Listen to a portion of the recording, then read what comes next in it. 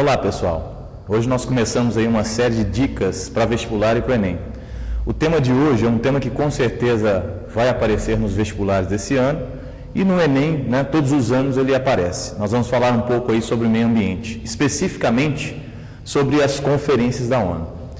A gente começa falando da Rio+20.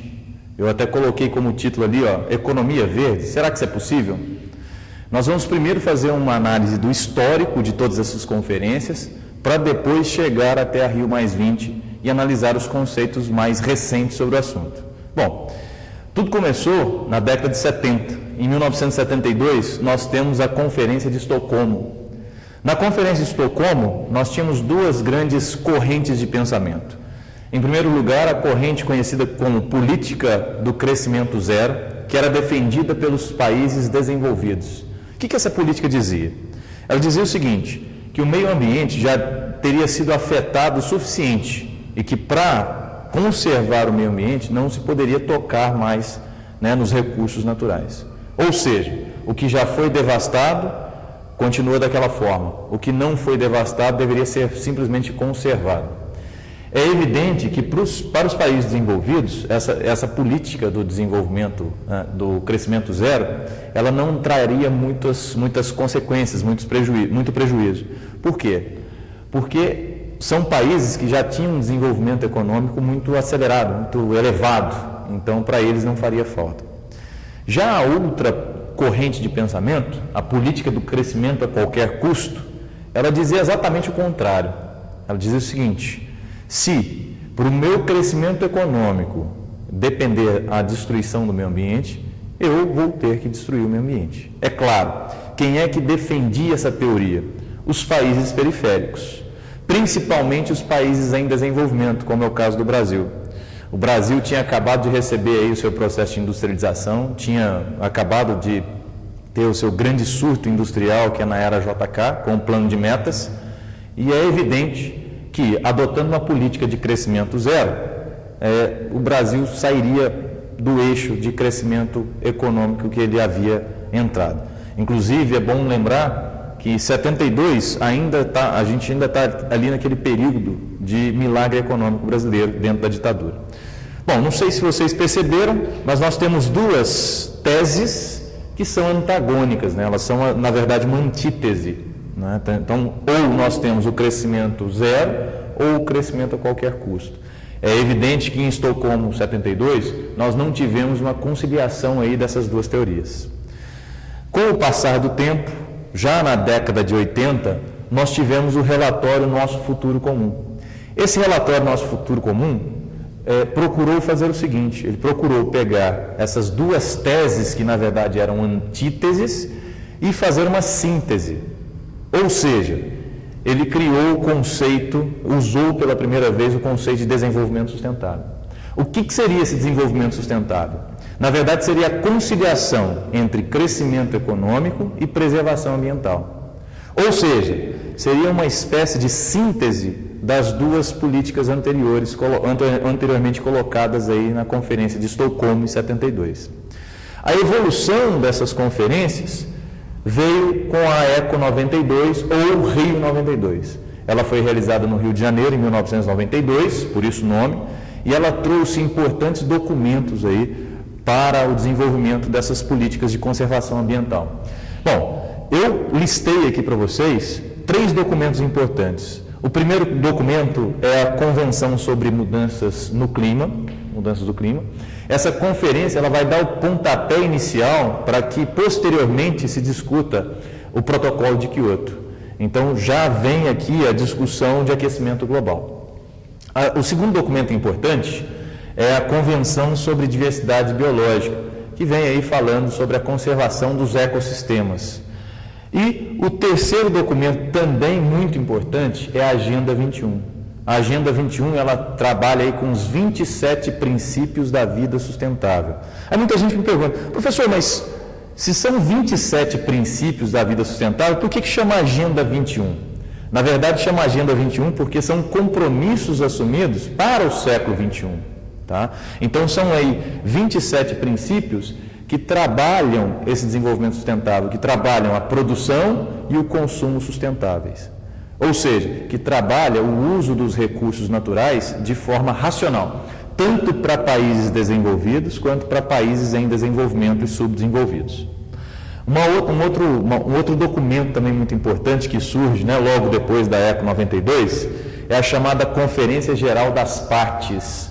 Muita gente nem sabe, mas a COP, que a gente conhece como COP, é essa Conferência Geral das Partes. O que é essa Conferência Geral das Partes? São reuniões realizadas aí anualmente por esses países que vieram na Rio 92 para discutir essas questões ambientais. Então nós temos várias COPs, né? Inclusive a última realizada foi a COP 17, mas eu citei aqui para vocês a COP 3, porque foi a COP 3 que criou aí o Protocolo de Kyoto em 1997. O Protocolo de Kyoto vai ser objeto de uma outra videoaula, mas eu já vou adiantar para vocês, só para que vocês recordem. Esse protocolo, ele na verdade foi assinado aí pelos países em 1997 e ratificado em 2005. Por quê? Porque precisava de pelo menos, precisava aí dos países que correspondessem a pelo menos 55% das emissões de gases de efeito estufa. Então, ficou de 97 até 2005, quando a Rússia assinou, né, ratificou esse protocolo de Kyoto, e aí ele pôde entrar em vigor. O que prevê o protocolo? Redução de em torno aí de 5%, na verdade 5,4%, nas emissões de gases de efeito estufa, com relação aos índices da década de 90. Então, o que acontece? Todos os países que assinaram fizeram esse compromisso. Só que, na verdade, esse compromisso ficou acordado o seguinte: os países desenvolvidos teriam a obrigação de reduzir, ao passo que países considerados pobres, eles teriam aí uma certa anistia em relação a essa redução. Os Estados Unidos, inclusive, até hoje não ratificaram o protocolo de Kyoto, alegando que países em desenvolvimento, como o Brasil, Rússia, a Índia, a China e a África do Sul, também são países que emitem uma grande quantidade de gases poluentes. Então, por isso, os Estados Unidos não ratificaram.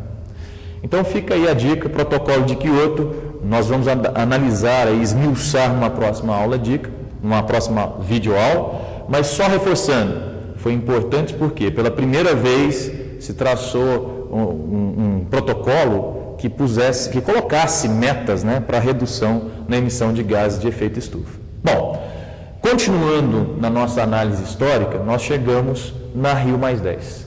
A Rio+10 ela foi feita na África do Sul e tem o nome Rio+10 em homenagem à Rio 92. Por quê? Porque ela foi realizada em 2002, portanto, 10 anos depois da ECO 92. Tá certo? Bom, quais são as finalidades? Eu até coloquei aqui para vocês. As finalidades básicas foram discutir os resultados da ECO 92 e tentar ratificar o protocolo de Kyoto que teria sido assinado em 97. Infelizmente, o próprio Kofi Annan, quando era ainda membro, né, secretário-geral da ONU, ele reforçou o seguinte, ele falou que foi um dos piores fracassos da ONU no sentido de conferência sobre o meio ambiente. Por quê? Porque, com relação aos resultados da ECO 92, chegou-se à conclusão de que pouca coisa mudou. E com relação à ratificação do protocolo de Kyoto, não houve sucesso. Tanto é que a conferência foi realizada em 2002, a ratificação só foi feita em 2005. Então, realmente ficou no vazio essa conferência. Muita gente diz que é uma conferência que é para ser esquecida. Bom, esquecendo o fracasso, nós temos a Rio+20, que foi realizada no Rio de Janeiro esse ano, 2012. Portanto, muita atenção vestibulandos aí, muita atenção para o vestibular, para o Enem. Com certeza vão aparecer questões abordando esse assunto. Primeira coisa, surge o conceito de economia verde. O que seria essa economia verde? Seria buscar o crescimento econômico com respeito ao meio ambiente e com respeito também às questões sociais. Nós vamos ver aqui os pilares daqui a pouco. E por que começou essa discussão? Né? Por que essa discussão ampliou? Antes, as conferências da ONU para o meio ambiente, elas restringiam a questão ambiental. Vocês vão ver que essa conferência, ela abre um leque muito maior de preocupações dentro da Rio+20. Primeiro, o que foi colocado foi o seguinte, que a crise mundial, que teve o seu pontapé inicial com a crise nos Estados Unidos em 2008, ela deveria servir para rever velhas práticas de consumo, velhas práticas de não preocupação com o combate à pobreza e assim por diante. Então, fica muito claro que a crise acabou gerando uma preocupação que antes não existia. E aí nós vamos ter pelo menos 3 pilares importantes para a Rio+20. Os pilares são sociedade, economia e meio ambiente. Então, o que acontece? A Rio+20 se preocupa com o combate à pobreza, com o combate à fome e com o combate aí à crise econômica. Por quê, gente? Por que isso acontece? Porque a gente passa a ter aí um conceito de ecologia profunda vigorando hoje. O que seria essa ecologia profunda? O homem, ele começa a fazer parte da natureza. Ou melhor, o homem já fazia parte da natureza. O homem começa a ser analisado como parte da natureza. Porque até então, via-se a natureza como algo distinto do homem, como algo a se explorar ou a se conservar. Com a Rio+20 ficou muito claro que o homem ele faz parte desse meio ambiente. Só é possível ter um meio ambiente equilibrado se nós tivermos uma sociedade vivendo com justiça social, com combate à pobreza, com combate à fome. Então, a gente percebe uma ampliação aí nos conceitos dessas conferências. E aí eu termino a videoaula de hoje, ou a videodica, com o conceito de sustentabilidade. A princípio, se você pegar um conceito de sustentabilidade, que eu já vi várias provas pedindo esse conceito, inclusive questões abertas, a princípio o conceito clássico seria, sustentabilidade seria o homem usar os recursos naturais para satisfazer as necessidades da geração atual, sem comprometer a satisfação das necessidades das gerações futuras. Ou seja, seria o homem usar os recursos naturais com parcimônia, já pensando no futuro do planeta, no futuro das próximas gerações vindouras. Então, para a sustentabilidade, a gente percebe o seguinte: nós temos que ter um crescimento econômico com igualdade, e aqui eu falo igualdade no sentido amplo, no sentido de igualdade de oportunidades mesmo, com justiça social e com o uso racional dos recursos naturais. Ou seja, sustentabilidade hoje é muito mais ampla. Sustentabilidade é se preocupar com uma educação e uma saúde pública de qualidades. Sustentabilidade é se preocupar com o combate à pobreza. Sustentabilidade é se preocupar com o meio ambiente, mas não só o meio ambiente natural, o meio ambiente urbano. É se preocupar com as questões urbanas, como o lixo urbano, como a enchente, como as inversões térmicas, como as ilhas de calor, entre outros problemas urbanos que devem ser enfrentados pelo ser humano, pelos governos e pela própria sociedade. Bom, pessoal, espero que vocês tenham aproveitado essa dica e nós voltamos posteriormente com outras dicas de vestibular e do Enem. Muito obrigado, até mais.